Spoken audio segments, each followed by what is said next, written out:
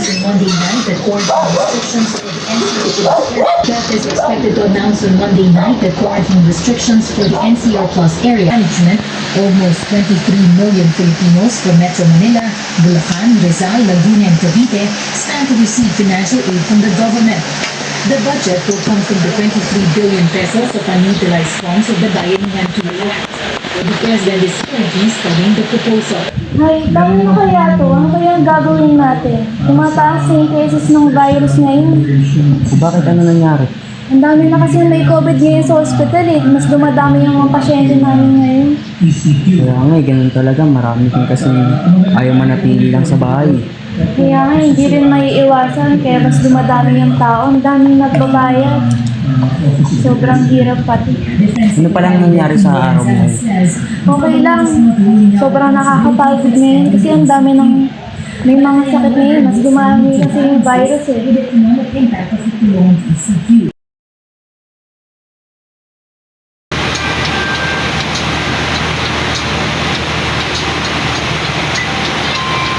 Anong oras na pala? Ano kaya ako nito? Wala nang transfer. Ano gagawin ko?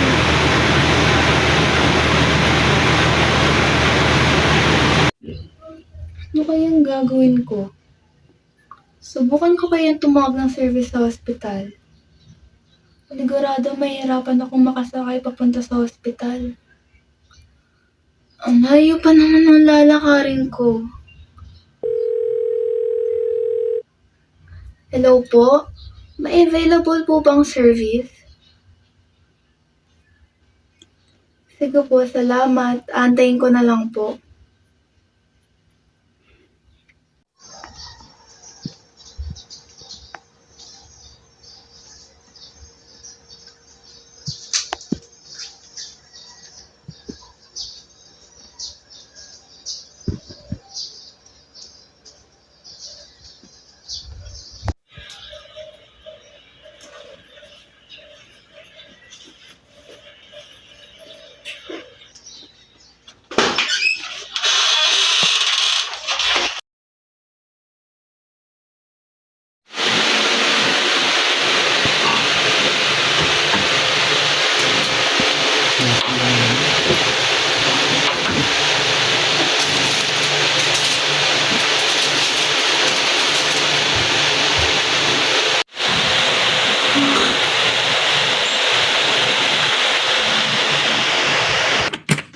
Ang init.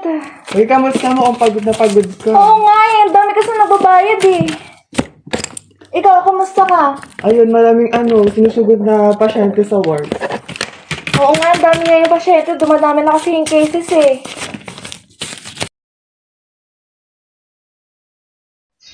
Ay, nakakapagod.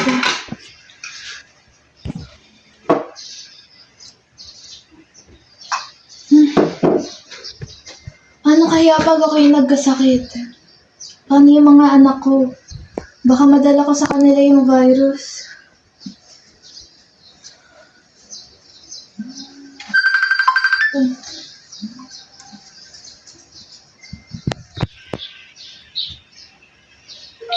Kamusta dyan? Uuwi ka ba ngayon?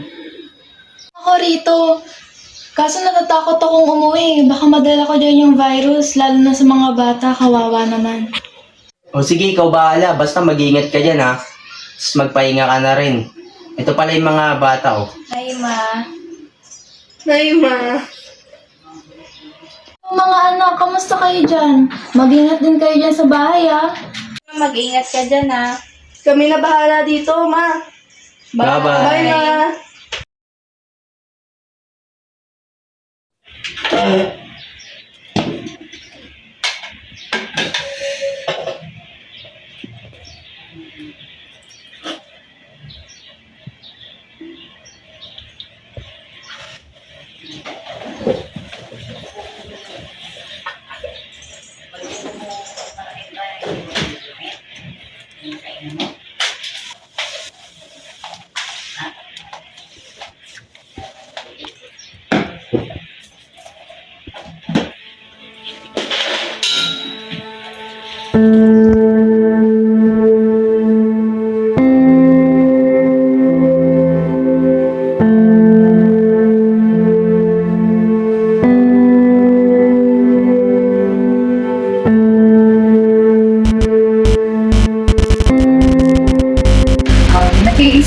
ko ng COVID-19 ay sobrang hirap dahil bago ako makapasok ng trabaho, kailangan ko munang maglakad dahil wala akong masakyan na transportasyon. Ang tanging paraan lang para ako makapasok ay sundin ng service namin. Pero kailangan mo munang mag-antay ng matagal or maaga kang pumasok para masundo ka. Minsan, hinahatid ako ng asawa ko para lang makapasok pero kailangan may gamit kang barrier para makalagpas ka sa checkpoint. At bago ka naman pumasok sa ospital, kailangan ay may face shield ka at face mask and kukuhanan ka rin ng temperature para malaman kung mainit ka or hindi. Ang hirap din kasi nakahiwalay ka sa pamilya mo para hindi mo sila mahawaan. Nakakatakot yung pandemic dahil hindi mo alam kung kailan ka mahahawa o hindi. Ang tanging paraan lang para malagpasan mo to ay isipin mo na lang yung pamilya mo.